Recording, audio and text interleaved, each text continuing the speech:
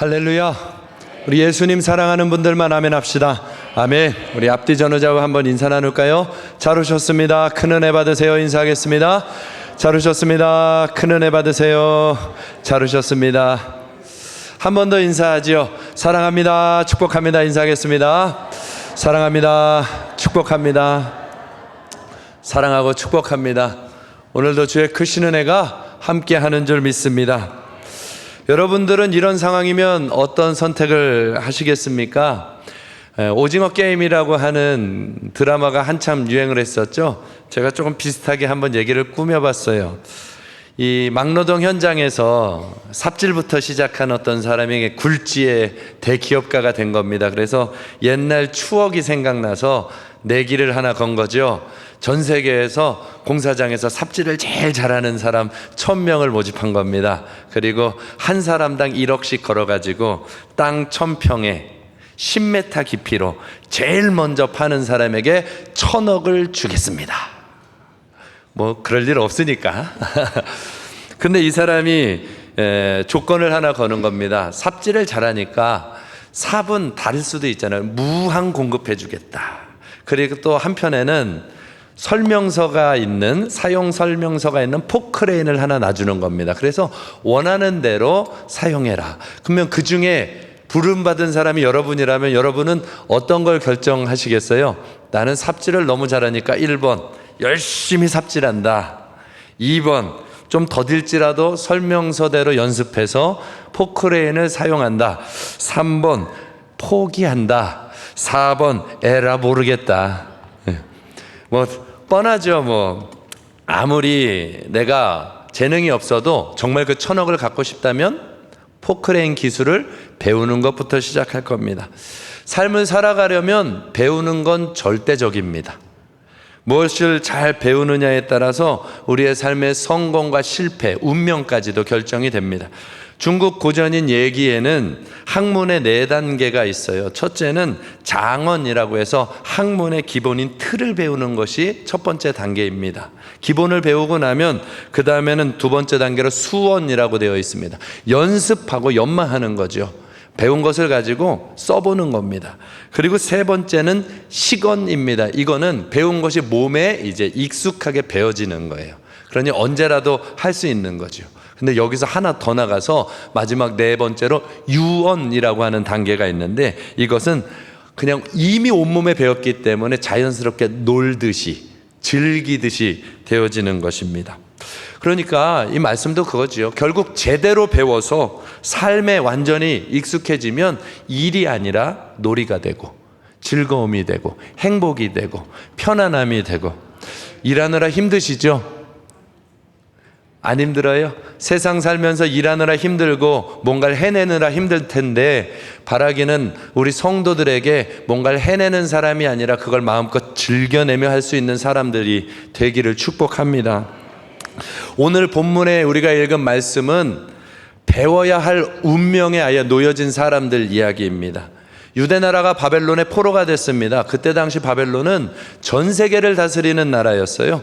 그래서 그 많은 나라들 중에서 유능한 인재들, 젊은 인재들을 데려다가 왕의 음식을 먹여주면서 너 바벨론 학문을 배워. 그리고 두각을 나타내면 우리 바벨론 땅에서 출세의 기회를 줄게 한 것입니다. 이 포로로 살아가는 건 참 끔찍한 겁니다. 우리나라는 일제시대를 겪어봤기 때문에 남의 수하에서 살아가는 건 참 힘든 것임을 알지요. 그런데 그 바벨론 대제국에 뽑혀서 왕의 음식을 먹으면서 학문을 준비해서 잘만 하면 바벨론 왕을 위하여 쓰임받기도 하지만 자신을 위하여서도 쓰임받기 때문에 바벨론의 학문과 언어만 잘 배우면 부와 귀와 권력까지도 한 번에 질 수 있는 자리를 받은 사람들이 오늘 다니엘과 세 친구와 왕이 불러낸 수많은 청소년들이었다는 것입니다. 그런데 이 상황에서 저 같으면 죽기 살기로 공부를 선택할 것 같은데 다니엘과 3명의 친구는 조금 다른 결정을 하는 거지요. 다니엘서 1장 8절입니다. 같이 한번 읽어보죠. 다니엘은 뜻을 정하여 왕의 음식과 그가 마시는 포도주로 자기를 더럽히지 아니하리라 하고 자기를 더럽히지 아니하도록 환관장에게 구했다. 다른 이들은 공부하려고 애를 쓰는데 다니엘과 세 명의 친구는 다른 결정을 하는 겁니다. 우리는 더럽히지 않겠노라. 이 우상의 제물, 왕이 먹던 음식은 왕이 섬기는 신전에 드려졌던 음식이 나오는 거거든요. 그러니 이 구약의 말씀을 배웠던 다니엘과 세 명의 친구는 우상의 제물로 자기를 더럽히지 않고 싶은 겁니다. 이 한 번의 선택, 이 한 번 뜻을 정한 이 한 번의 선택이 다니엘과 세 친구들의 이후의 모든 운명을 바꾸고 유대 민족의 운명까지도 바꾸는 것입니다. 몇 번의 선택이요? 한 번. 그러니 오늘 이 한 번의 선택을 바로 하면 저와 여러분도 운명이 바뀌고 이 나라도 바뀌는 것입니다. 그러면 이들이 어떤 결정을 했을까 좀 잘 살펴봐야죠. 우리는 무엇을 배우고 무엇을 위해 배울지를 결정을 좀 해야 됩니다. 오늘 이제는 뜻을 정하라라는 제목으로 전하고 있어요. 우리도 이제는 뜻을 정해야 해요. 유대인과 한국 사람은요, 학구열로 유명합니다. 그리고 똑똑하기로도, 머리 좋기로도 세계에서 유명합니다. 그런데 유대인과 한국인들의 차이가 있습니다. 유대인들은 모든 학문을 배우면서 한 가지를 더 배웁니다. 어느 곳 어느 자리에서든지 살아남을 수 있도록, 어떤 일을 만나도 살아남을 수 있도록 무엇인가 자기만의 특화된 기술을 배우는 거예요. 그래서 사도 바울은 천막 짓는 일을 했다라고 하는 것이 그가 본래 가지고 있는 학문 외에 어려서부터 배운 천막 기술. 그러니 이것은 어디를 가도, 심지어는 전쟁이 나도 천막 기술은 가지고 살아가게 된다는 거죠. 근데 한국 사람들은 조금 다릅니다. 한국 사람들은 일단 국영수를 가르칩니다. 그걸 가르치다가 얘는 국영수가 좀 안 되겠다, 기본 실력이 안 되겠다, 그러면 그때부터 무슨 기술을 배워야 되지? 직업 기술을 가르치려고 합니다. 그러니까 유대인들은요, 어떤 환경에서도 살아남을 수 있는 생존 기술을 가르치고요, 한국 사람들은 성공 기술을 가르치는 거예요. 좀 더 좋은 직장을 잡을 수 있는 기술이 뭘까? 성공 기술을 가르쳐요. 근데 이건 큰 차이를 만들죠. 생존 기술은 어디서든 살지만 성공 기술을 가지고 가려고 하면, 능력이 부족하면 삶을 포기하게 되는 일이 벌어지는 것입니다. 또 하나, 한국 사람들은요, 이 성공 기술을 가르치니까 지식과 기술을 배우는데 전심전력합니다. 근데 유대인들은요, 뭘 배우냐? 하나님을 배우는 거예요. 학문을 배우는 게 아니라 그 안에서 하나님을 배운다는 거예요. 지식과 정보는 많아도 무너질 수 있지만 하나님은 배워두면 무너지지가 않는 것입니다. 사랑하는 성도 여러분들, 우리는 무엇을 배울지, 무엇을 위해 살지 결정해야 돼요. 오늘 이 자리에서 말씀을 듣고 하나님 앞에서 중요한 결정을 하셔야 됩니다. 한 번의 결정입니다. 일평생에 나는 이것 배우리라 하고 결정을 딱 내리는 순간부터 우리의 운명은 바뀌는 것입니다. 교회를 오래 다녀서 배우는 게 아닙니다. 뜻을 정해야 배우는 것입니다.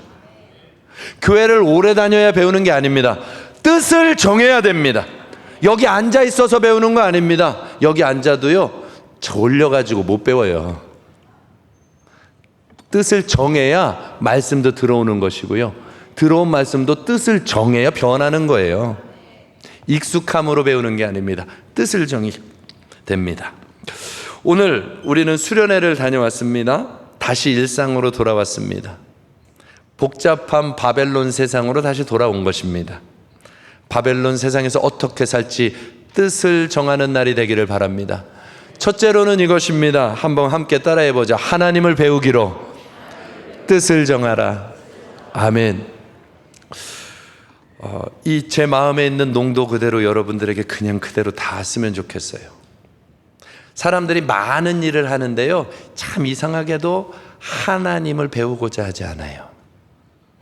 하나님을 배우는 건 성경 공부가 아닙니다. 하나님은 살아계신 하나님이라. 여러분은 저를 보면 저를 배울 수 있습니다. 야, 잘생겼다. 이름은 박태모. 저를 배울 수 있죠. 그러나 저를 제일 잘하는 사람은 여기 있는 제 아내입니다. 저와 함께 살고 함께 걷고 함께 말하고. 여러분 정말 하나님 배우기 원하십니까? 이 세상 살아가는데 정말 하나님 배우기 원하십니까? 하나님 배우면 달라집니다. 성도의 성공 기준은 하나님을 배우는 것입니다. 다니엘서 1장 8절에 다니엘은 뜻을 정하여 왕의 음식과 그가 마시는 포도주로 자기를 더럽히지 아니하리라 뜻을 정했습니다. 다니엘과 세 친구는 우상의 제물로 자신을 더럽히지 않기로 뜻을 정했어요. 그 이유는 어려서부터 자기들이 배워온 것은 하나님은 유일하신 하나님, 우상보다 크신 하나님, 이 세상을 지으신 하나님, 그렇기 때문에 바벨론보다 크신 하나님, 그러니 바벨론 우상 앞에서 나오는 재물 가지고 내가 인생을 살아갈 수는 없다. 나는 하나님으로 산다. 하나님을 배운 삶이 그들의 마음을 지켜주는 것입니다. 호세아서 6장 3절에는 이렇게 말합니다. 그러므로 우리가 여호와를 알자, 힘써 여호와를 알자. 그의 나타나심은 새벽빛같이 어김이 없나니 비와 같이 땅을 적시는 늦은 비와 같이 우리에게 임하시리라. 아멘. 얼마 전에 입추가 지나갔더라고요. 참 어김없습니다. 입추가 딱 지났더니 다음날 아침 날씨가 서늘해요. 어김없습니다. 하나님이 그와 같다는 거예요. 하나님은 살아계시고 온 세상을 만드신 정말 창조주시기 때문에 아무리 세상이 캄캄해도 하나님은 빛처럼 드러날 수밖에 없다는 거예요. 하나님은 반드시 역사하신다는 거예요. 약속대로 뜻한 바대로 하나님은 반드시 드러난다. 그게 새벽빛같이 어김없다는 거예요. 하나님을 아십니까? 하나님을 아십니까? 여러분이 하나님을 아는 만큼 어김없는 하나님의 은혜가 우리에게 부어지기 시작하는 것입니다. 두려움이 사라지기 시작하고 능력이 나타나게 되는 것이죠. 호세아 4장 6절에도 이렇게 말씀하십니다. 내 백성이 뭐가 없어서 망한다고요? 지식이 없어서 망하는도다. 너가 지식을 버렸어. 하나님을 버렸으니 나도 너를 버리겠다. 지금 이 나라가 왜 혼란한 줄 아십니까? 하나님 없이 세상이 세워질 거라고 생각하기 때문에 무너지는 것입니다. 뭐 이념이냐 뭐냐 다 얘기하지만 사실은 1000만 성도 6만 5천 교회가 있어도 나라가 흔들거리는 이유는 하나님을 따라가는 지식을 버리고 있기 때문에 그렇습니다. 너가 지식을 버렸으니 나도 너를 버리겠다. 내가 내 하나님의 율법을 잊었으니 나도 내 자녀를 잊어버리리라. 하나님 배우기를 잊어버리면 하나님이 우리를 버리시는 겁니다. 많은 일을 하냐가 중요한 게 아닙니다. 하나님이 우리를 버리지 않는 것이 중요합니다. 이걸 바꾸면 너 정말 하나님 배우면 망하지 않아. 너 정말 하나님을 배우면 내가 너의 자녀들을 잊어버리지 않아. 주님 배우는 것이 성공 기준입니다. 하나님 아는 것이 성도에게는 성공 기준입니다. 기준 바꾸셔요. 정말로 성경적으로 바꾸십시오. 여러분, 좋은 학업을 가지고 높은 자리에 올라가면 성공입니까? 성경은 그렇게 말한 적이 없습니다. 나아만이라고 하는 장군이 한 나라, 가장 강력했던 아수르 나라의 왕 바로 옆에서 최고 장수로 높임받을 때 그의 생명을 살린 것은 그의 군사력이나 지휘가 아니라 포로지에서 잡혀온 북이스라엘에서 잡혀온 어린 여종의 말 한마디. 당신이 사는 길은 북이스라엘의 엘리사 선지자를 만나야 합니다. 하나님이 당신 살릴 수 있습니다. 그 꼬마 아이가 권세를 가진 거죠. 하나님을 아는 사람인지 아니면 그냥 들고 뛰는 사람인지 여러분 그것을 잘 분별해야 됩니다. 하나님을 알면 달라집니다. 하나님을 아는 것이 성공 기준입니다. 그러면 오늘 이 말씀을요, 마음에서 한번 물어보세요. 나는 하나님을 얼마나 알고 있지? 나는 하나님을 얼마나 알고 있죠? 오늘 주님을 알아가는 날이 되기를 그 뜻을 정하셔야 됩니다. 나는 하나님을 배우리라. 하나님을 배우리라. 그럼 하나님을 배우는 방법이 뭘까요? 오늘 다니엘이 힌트를 주고 있어요. 다니엘서 1장 8절입니다. 다니엘은 뜻을 정하여 왕의 음식과 그가 마시는 포도주로 자기를 더럽히지 아니하리라 하고, 여기서부터 같이 읽을까요? 자기를 더럽히지 아니하도록 환관장에게 구하니. 뜻을 정했어요. 근데 다들 여기서 멈춰요. 그런데 다니엘과 세 친구는 왕의 위협이 있을지라도 뭐 해요? 환관장에게 구했다 이 말이에요. 이미 자기가 알고 있고 가지고 있는 말씀을 살아보려고 시작했다는 거예요.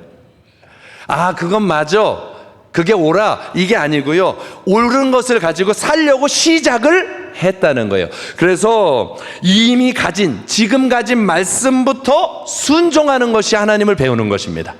지금 가진 말씀부터 순종하는 것이 하나님을 배우는 거예요. 그렇게 순종해 보면 다니엘서 1장 9절에 하나님이 다니엘로 하여금 환관장에게 은혜와 긍휼을 얻게 하신지라. 시작하면 하나님이 경험하게 해주신다 이 말이에요. 저와 여러분이 하나님을 알고자 하면 역사하십니다. 저희 집은 아이들에게, 지금 아이들이 초등학교 5학년, 중학교 1학년인데 아이들에게 미디어를 잘 안 보여줍니다. 핸드폰도 최대한 안 주고 TV도 잘 안 틀어줍니다. 그런데 허용해주는 몇몇 날들이 있는데 국가대표 축구 경기가 일어나면 그날은 열어줍니다. 그래서 딱 켜주면 괜히 켜줬다 싶어요. 너무 시끄러워. 켜놓으면 야, 절로 차면 어떡해, 옆으로 패스를 해야지, 앞으로 찔러줘야지. 야, 뭐 다 맞아요. 아주 정확한 정보입니다. 옆에만 봐도 기회가 올 텐데 얼마나 시끄러운지 몰라요. 그러면 제가 이따가 한마디 합니다. 네가 해봐. 여러분, 보면 알아요. 보면 알아. 그런데 현장에 들어가서 뛰면 안 돼요. 왜요? 연습하고 익혀서 배워진 것만 진짜예요. 연습하고 익혀진 것만 진짜예요. 또 우리 아이들은요, 얼마나, 목사 아들이니까 얼마나 선지자인지 모릅니다. 제가 집에서 가만히 앉아 있거나 뭐 딴짓하고 있으면, 아빠 그러고 있으면 되나? 목사가 그래도 돼? 막 이렇게 가만히 있으면, 오늘은 왜 기도하러 안 가? 아빠 몇 시에는 기도하는 시간 아니야? 막 낯이 뜨거워. 그럼 속에서 니는 임마 막 이렇게 하는데, 선지자가 따로 없다 이 말이에요. 근데 그 아이들은 기가 막히게 원칙은 알아도 자기가 못 살아요. 왜요? 아직 배우지 못한 거예요, 사실은. 우리 기도해야 되는 거 다 알죠? 근데 기도 안 되죠? 아직 안 배운 거예요. 아직 안 배운 거예요. 하나님이 어떻게 역사하는지 아직 안 배운 거예요. 그래서 이미 가지고 있는 걸 해보라는 거예요. 그러면 달라져요. 이 다니엘과 세 명의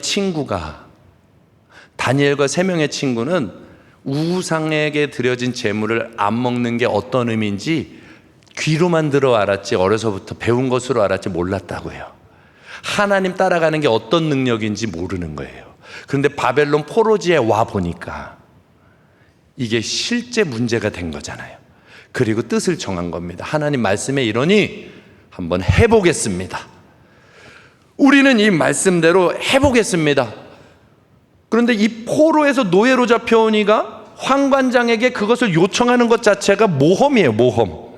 그런데 하나님의 말씀을 받았으니까, 환관장이시여, 우리는 그거 먹으면 안 되거든요.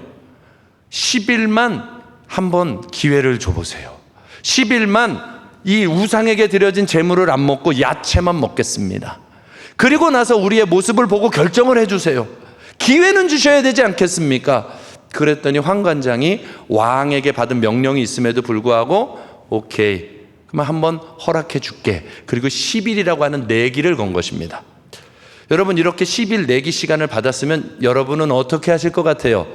아, 다행이다, 10일 받았다, 그럴까요? 아니면 그날부터 죽기 살기로 기도할까요? 생명 걸고 기도합니다, 그날부터. 왜요?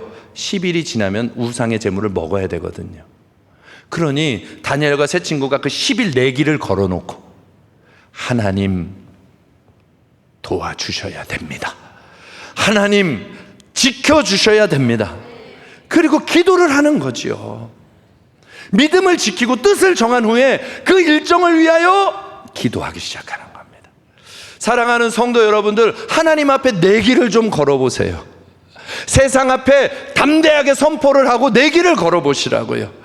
하나님이 지켜주실 것이라는 걸 믿고 내기를 걸어보시라. 말씀 때문에 한번 결정을 내리고 인생을 들여보라. 그리고 기도를 하는 거죠. 10일이 지났습니다. 1월 다니엘서 1장 15절에 같이 한번 읽어볼까요? 시작. 열흘 후에 그들의 얼굴이 더욱 아름답고 살이 더욱 윤택하여 왕의 음식을 먹는 다른 소년들보다 더 좋아 보인지라. 아멘. 하나님을 향해 뜻을 정하고 주님 앞에 나아가니 하나님이 말도 안 되는 일을 일으켜 주시는 거죠. 더 좋아지는 것입니다. 이 말씀을 전했더니 자매들이 별로 안 좋아하셔. 살이 더욱 윤택해지고 막 이런다고 하니까 요새 다이어트가 최고라. 여러분, 주의 말씀대로 살아보니 이 청소년들이 하나님 살아계시네 경험하게 되는 거예요. 이제는 두렵지가 않죠. 비록 나라를 잃고 포로가 되고 바벨론의 노예라 할지라도 살아계신 하나님이 자기와 함께하고 지키신다고 하는 확증, 살아계신 하나님이 비록 나라를 잃고 노예가 되고 포로가 되었다 할지라도 우리를 버리지 않고 나와 함께 하신다고 하는 확증, 그건 바벨론 지식으로 얻을 수 없는 살아계신 하나님을 얻는 지식이다 이 말이에요. 나라가 100번 1000번 바뀌어도 하나님을 아는 지식이 없으면 그 나라는 망합니다. 우리가 하나님 아는 지식을 가지고 나라를 사랑할 때 이 나라는 변합니다. 하나님을 아시느냐? 바벨론의 모든 학문과 언어와 지식을 배우기 전에 온 세상의 주인 되신 살아계신 하나님을 아는 백성이 되었다 이 말이에요. 그들이 유대 나라를 회복시키는 겁니다. 그들이 유대 나라를 회복시키는 겁니다. 그들이 유대 민족을 바벨론에서 가장 높은 민족으로 만들어내는 것입니다. 하나님을 배우는 것입니다. 하나님을 배우면은요, 우리의 신앙이 바뀌어요. 생명력 있는 신앙으로 변하게 되는 것입니다. 이런 말 들어보셨을 겁니다. 교회 다니면 뭐가 좋아요?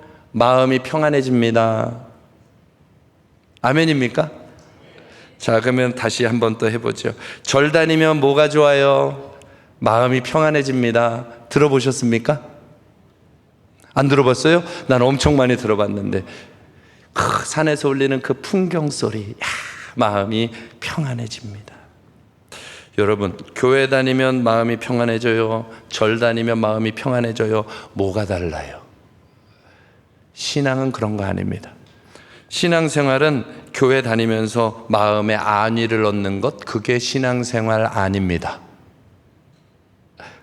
그럼 제가 하나 다시 바꿔볼까요? 결혼하면 뭐가 좋아요? 마음이 평안해집니다.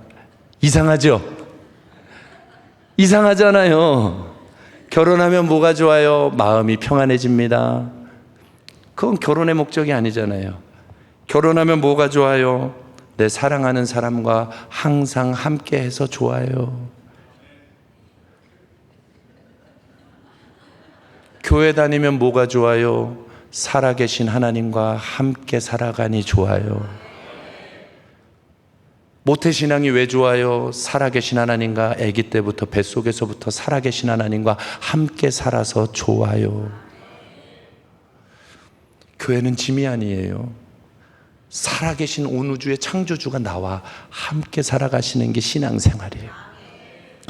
그걸 배우는 것입니다. 그걸 배우는 게 우리의 신앙이에요. 다니엘과 세 친구는요, 어린아이의 신앙에서 장성한 분량의 신앙인이 된 거예요. 그 한 번의 뜻을 정함으로 살아계신 하나님을 경험하며 어린아이 같은 신앙에서 살아있는 신앙으로 올라가는 거예요. 하나님이 눈앞에 보이는 듯이 살아가게 되는 거예요. 그뿐입니까? 살아 역사하시는 생명력 있는 신앙으로 바뀌게 된 거예요. 하나님은 살아계십니다. 들은 대로, 지금 가지고 있는 대로 한번 해보시라. 삶을 내려놓으라 그러면 내려놓아 보시라. 복음을 전하라 그러면 전해 보시라. 양보해 보라. 양보해 보시라. 믿음을 지켜보라. 금식을 해보라. 하나님의 말씀에 떨어지면 한번 해 보시라. 주님이 어떻게 하시는지. 감리교회에서는 연회라는 것이 열립니다. 1년에 한 번씩. 그런데 그 연회의 제일 마지막에 꽃이 뭐냐 하면 목사 안수식을 하는 거예요. 새롭게 목사 되는 사람들 안수식을 합니다.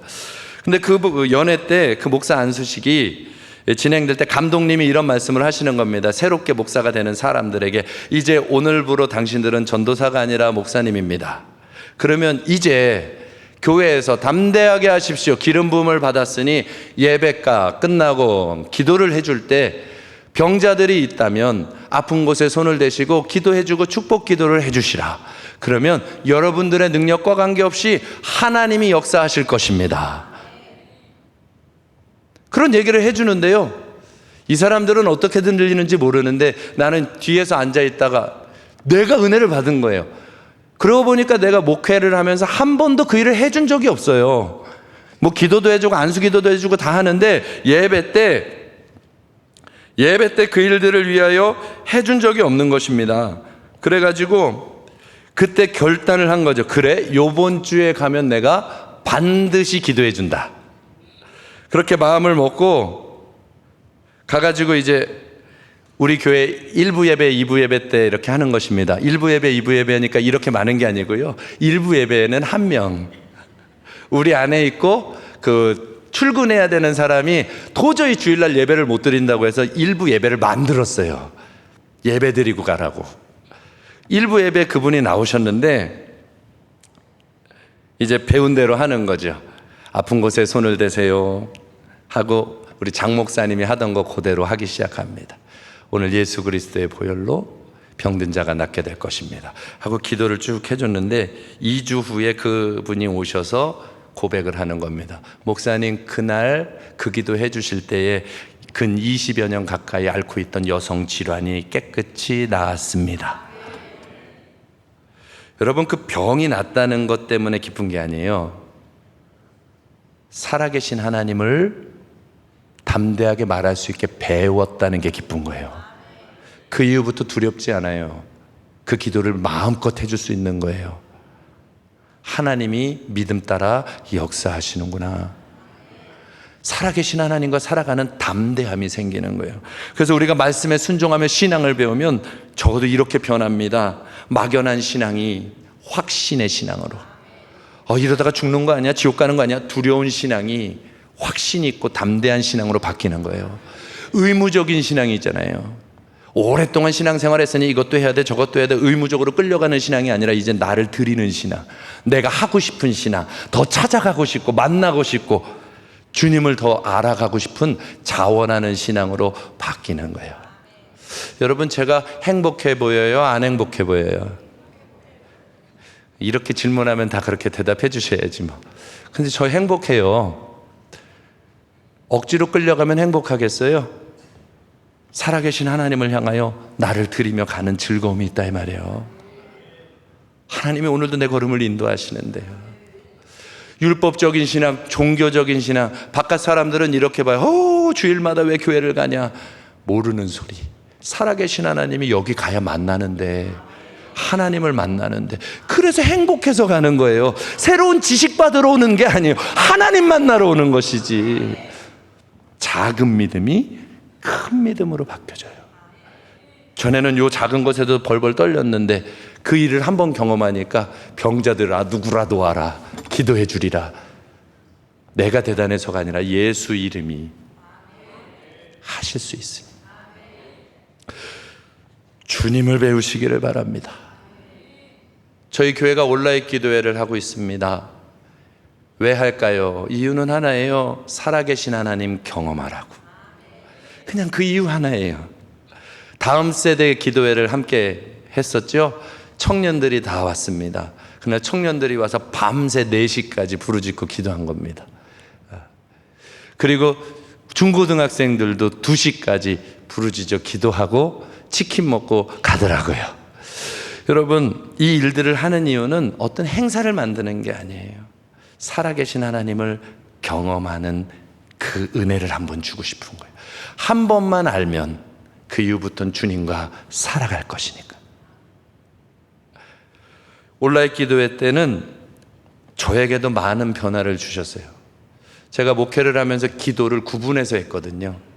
이건 하나님이 기뻐하는 기도, 이거는 하나님께 기도하면 안 될 것 같은 욕심의 기도, 이런 식으로 막 구분해서 하니까 막 복음 전하는 기도 이런 건 담대하게 하는데 뭐 문제를 해결해 주세요, 돈이 벌려지게 해주세요, 이런 류의 기도는 거의 못했단 말이에요. 못했다기보다 그건 하나님이 알아서 주시지 이렇게 해놓고 탁 넘겼다고요.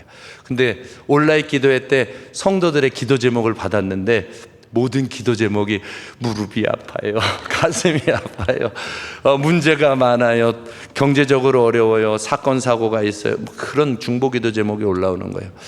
그러니까 처음에 마음이 좀 불편해요. 그런데 온라인 기도회 때 그 일들을 기도하기 시작하는데 보고들이 계속 올라오는 거예요. 어려웠던 문제, 고소 고발 건이 해결이 됐습니다. 기도하고 한두 주 안에. 자녀가 해외로 나아갔는데 취업을 했는데 취업 비자가 나와야 되는데 한 1년 가까이 걸리는 일이라는데 3개월 안에 취업 비자가 나오지 않으면 다시 돌아와야 되는 어려운 일들이 있습니다. 그리고 기도 제목을 냈는데 보고가 늦게 와서 그렇지 기도한 지 얼마 되지 않아 15일 만에 나왔대요. 별로 놀라지도 않으시네. 뭐 질병이 나왔습니다. 1년 동안 안면 알레르기 때문에 고통하고 있었는데 깨끗이 나았습니다. 뭘 바꿔주시냐 하면 아무것도 염려하지 말고 오직 모든 일에 기도와 간구로 너희 구할 것을 감사함으로 하나님께 아뢰라. 모든 일을 기도할 수 있는 자라고 말하죠. 담대함이 생기는 거예요. 무엇이든지 기도하며, 기도하고 나오는 자들은 다 만나주시더라 이 말이에요. 계속해서 응답들이 주어지고 하나님의 운행하심이 보여지는 겁니다. 그래서 저의 믿음을 바꿔주시는 거예요. 사랑하는 성도 여러분들, 하나님을 배워가시기를 바랍니다. 이것이 가장 큰 은혜입니다. 이것이 성공 기준입니다. 하나님을 알면 어떤 상황에서도 이길 수 있습니다. 우리가 지금 수련회를 다녀왔습니다. 이런 말 할 수 있습니다. 수련회 때 은혜 받았어, 못 받았어, 이런 얘기 할 수 있습니다. 그런데 다음 주부터는 얘기가 달라져야 됩니다. 수련회 때 받은 말씀 가지고 살아봤어? 안 살았어? 이제는 대화의 내용이 바뀌어야 돼요. 은혜 받았어 안 받았어가 아니라 그 말씀 가지고 살아봤어? 요번 주는 못 살았어? 도와줘. 함께 기도하고. 살아봤어? 응답을 나누고. 주일날 여기서 설교를 왜 듣습니까? 말씀을 듣고 이번 한 주는 그 말씀대로 살아봤어. 그리고 다음 주에서 그 살아온 말씀을 가지고 나누고, 살아계신 하나님의 역사를 함께 나누고, 살지 못했을 때는 나는 살고 싶은데 못 살았으니 기도해줘, 중보하고, 그렇게 살아계신 하나님을 함께 배워가는 것이 교회 공동체인 거죠. 이제 뜻을 정하십시오. 하나님 배우기로 뜻을 정하십시오. 하나님을 배우면 이깁니다. 어느 목사님이 폐업 감사 예배 요청을 받은 거예요. 깜짝 놀랐대요. 그런 예배는 한 번도 받아본 적이 없거든요. 개업 감사 신방 예배는 있는데 폐업 감사 신방 예배를 드려달라는 거예요. 너무 어렵더래요. 가서 무슨 얘기를 해야 되나? 근데 그 실패한 가게로 갔는데 이분들이 헌금 봉투에 폐업 감사 예배 헌금 하고 탁 돈을 올려놓은 겁니다. 그리고 나서 그 모습을 보는데 얼마나 진지하고 진실하고 평강이 있어 보이고 감사한지. 목사님이 의아한 거죠. 그래서 물어봤다는 겁니다. 아니, 나 폐업감사 예배는 난생 처음인데 어떻게 이런 예배를 생각했습니까? 그랬더니 그분이 이렇게 얘기하는 거예요. 가게를 열어 오늘까지 하게 해주신 것 감사합니다. 아닌 것을 정리하고 다시 시작할 수 있게 해주실 것을 믿어 감사합니다. 마지막으로는 어려운 가게를 운영하면서 하나님께 가까이 나아가 기도하다 보니 하나님을 알게 되었습니다. 어떻게 하나님과 함께 살아야 할지 하나님을 배웠습니다. 그래서 감사합니다. 우리는 하나님을 알았으니 감사합니다. 우리는 성공했습니다. 이런 시선으로 자신을 볼 수 있다면 마귀가 이길 수 있을까요? 하나하나 일어나는 것 때문에 울고 웃는 우리 인생인데 모든 것이 하나님을 배우는 기회로 바뀐다면, 이것이 철학적인 얘기가 아니에요. 다니엘과 세 친구는 바벨론의 노예된 현장에서 하나님을 가장 크게 배우고 있잖아요. 노예된 현장에서 하나님을 가장 크게 배우고 있잖아요. 바벨론에서 하나님을 배워 바벨론을 뒤집잖아요. 이 시대가 혼란합니까? 우리는 이 혼란한 시대에 예수를 배워 세상을 바꿀 것입니다. 지금은 하나님 배우기에 가장 좋은 때입니다. 살아계신 하나님을 배우기를 바랍니다. 시편 119편 71절에 고난당한 것이 내게 유익이라 이로 말미암아 내가 주의 율례들을 배웠나이다. 저와 여러분 안에 이 믿음들이 가득가득 채워지기를 바랍니다. 제가 우리 목사님을 닮아서 말씀 시간이 막 길어지려 그러면 쫓겨요. 그래서 다음 거는 다음번에 기회가 되면 해보도록 하지요. 그러나 분명히 여러분께 말씀드립니다. 주님을 알기 위해 뜻을 정하십시오. 어떤 이들은 일부러 고난의 자리를 자처해서 들어갑니다. 주님을 알고자 금식도 하고 철야도 하고 주님을 향해 서원도 하며 자신을 드리며 나아갑니다. 그때 주님을 보게 되는 것입니다. 배우고 나면 그 다음부터는 주님과 함께 즐겁게 노는 사람이 되는 거예요. 주님과 함께 사는 것이 가장 행복해지시기를. 주님 배우기로 뜻을 정하면 10배의 지식을 부어주셔요. 다니엘과 세 친구가 온 세상을 넉넉히 이기는 10배의 지식을 받았다고 했지만 그 10배의 지식은 엄밀히 말하면 세상적인 것을 통달하는 지식을 넘어서 다니엘 1장 17절 말씀에 보면 다니엘은 또 모든 환상과 꿈을 깨달아 알더라. 세상 지식으로는 세상을 못 바꿉니다. 하나님의 구원 계획, 온 세상을 움직이시는 하나님의 경륜을 깨닫는 마음, 복음을 아는 믿음, 진리로 굳게 선 믿음, 예수가 그리스도임을 아는 믿음, 살아계신 하나님이 온 세상의 창조이심을 알기에 그분께서 온 세상을 구원을 위하여 움직여가고 계심을 믿는 믿음, 그 믿음이 꿈과 환상을 깨달아 하는 믿음이라 그 지혜를 가진 사람은 흔들리는 세상을 통찰력 있게 바라보고 핵심을 전하여 줄 수 있다 이 말이에요. 그 다니엘이 그런 지식을 받았습니다. 하나님으로 사는 생명이 되었다는 거예요. 하나님의 지식으로 사는 자들이 이 세상을 이기는 것입니다. 저와 여러분이 그런 사람들이 되기를 바랍니다. 마지막 이야기 하나만 전하고 마치려 합니다. 정말 하나님의 지식을 가지셨습니까? 예수 생명의 지식, 복음의 지식, 십자가 은혜의 능력의 지식을 가지셨습니까?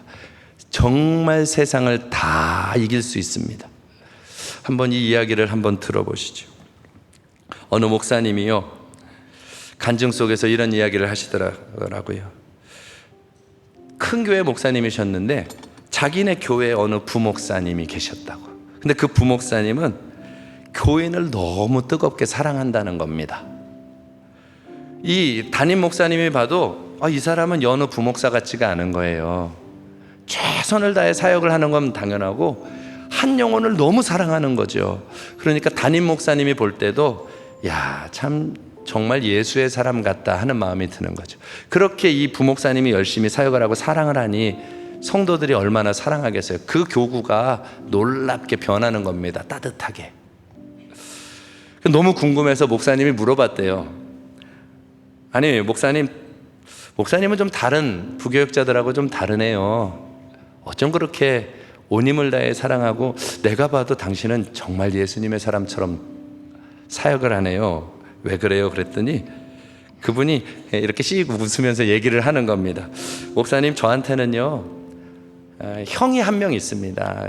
두 형제인데 형이 한 명 있대요. 어머니는 일찍 돌아가시고 아버지하고 이제 자랐는데 이 형은 그렇게 문제를 많이 일으키고 괴롭히고 좀 그런 사람이었다는 거죠. 그래서 늘 집안이 시끄럽고 힘들게 하고 그랬다는 거예요. 어느 정도로 힘들게 하느냐? 아버지가 이제 돌아가셨대요. 그러니까 형제만 남았잖아요. 이 목사님이 장례 절차를 치르면서 그랬답니다. 형, 우리가 뭐 아버지가 남겨주신 재산 가지고 싸울 일 없으니까 형이 알아서 정리를 해줘. 알아서 분배해줘. 그랬더니 알았어, 내가 잘해줄게. 그러더니 그 재산을 다 자기가 가져갔어요. 하나도 안 주고. 그런 형이에요, 그런 형. 이제 결혼을 하게 됩니다. 결혼을 했는데 아버지가 없으니까 형이 노릇을 하잖아요. 결혼식이 다 되고 끝나고 신혼여행을 가려고 하는데 그 예식장 사장님이 목덜미를 잡고 딱 붙잡더라. 어디 가십니까? 왜요? 예식장비 내셔야죠. 저희 형이 안 했습니까? 주례비 다 들고 도망갔어요. 그 예식장 비용을 다 들고. 그런 형이에요, 그런 형. 그러니 늘 그런 문제가 많으니 얼마나 하나님 앞에 믿음을 가진 사람으로 기도를 얼마나 많이 했겠습니까? 그렇게 분노도 악도 이기면서 예수 사랑으로 이겨가는 거죠. 그러다가 교회에 와서 이제 부목사가 됐는데 자기가 만나는 성도는 형하고 비교하면 아무것도 아니라는 거예요. 형하고 비교하면 이건 천사들이래 다. 그러니 사랑이 그냥 된다는 거예요. 우리는 옆에 있는 사람 얼굴만 봐도 막 다툼이 나고 막 이럴 지경인데 누구를 봐도 주님 마음으로 덮여지게. 여러분, 예수의 지식이 세상을 이기는 거예요. 복음이 세상을 이기는 거예요. 로마가 300년 만에 변하는 건 사랑으로, 복음으로, 하나님으로, 천국 소망으로 300년을 핍박 가운데서도 꾸준히 걸어가는 그 사람들이 세상을 바꾸는 거예요.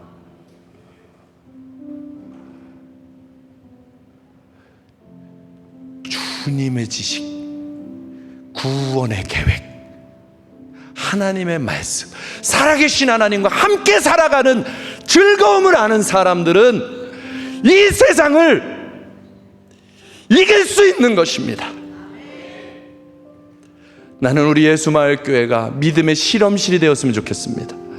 말씀대로 살아보았더니 이런 응답이 주어지더라.